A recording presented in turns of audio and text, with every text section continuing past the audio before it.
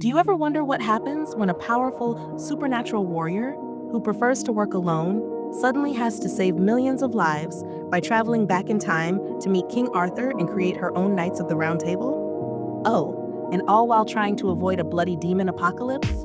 Because that's exactly the wild ride we're on today. Welcome back, book lovers.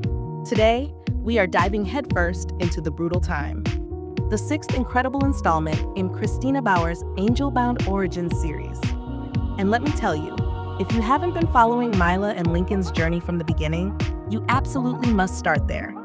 This series builds beautifully, and you'll want all the context for this epic adventure.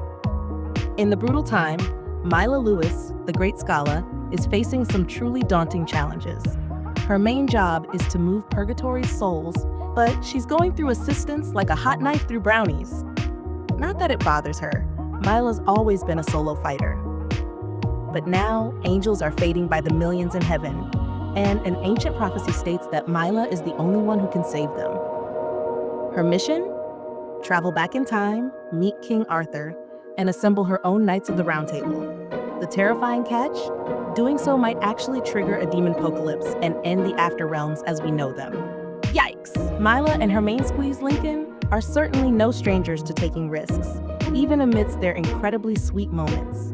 But this time, the stakes are astronomically high, even for them.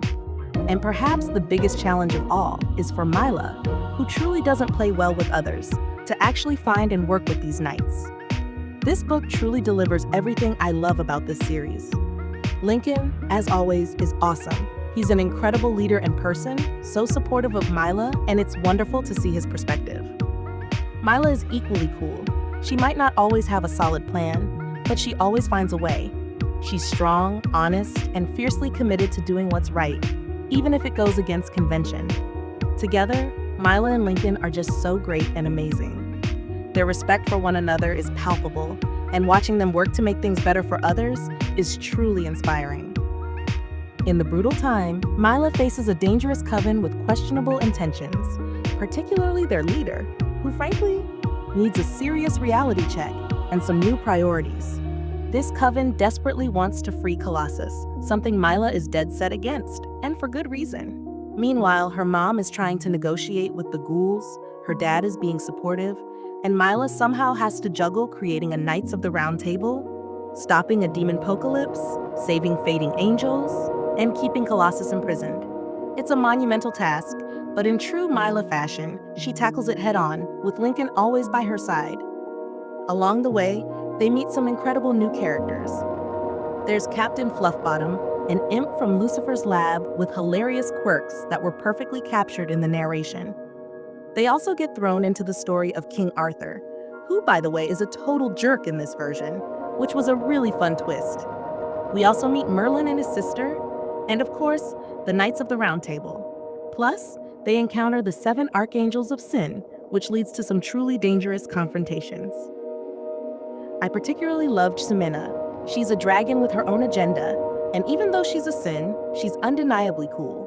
Watching Myla and Lincoln team up with Fluffbottom, Ximena, Merlin, and his sister to stop the other Archangels of Sin and Colossus is incredibly engaging, filled with non-stop danger and quintessential Myla-ness.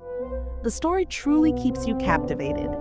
It's so much fun because it takes a unique, snarky, and circumstance-driven twist on the King Arthur legend.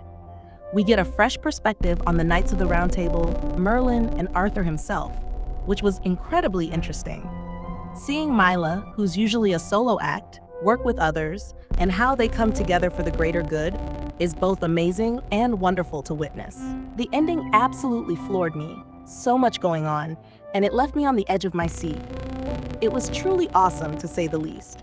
Regarding the audiobook narration, it started a little flat, which can happen when a story is just beginning, but it picked up very quickly.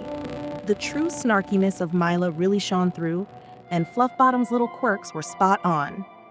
The energy of the story truly came to life as the narration progressed.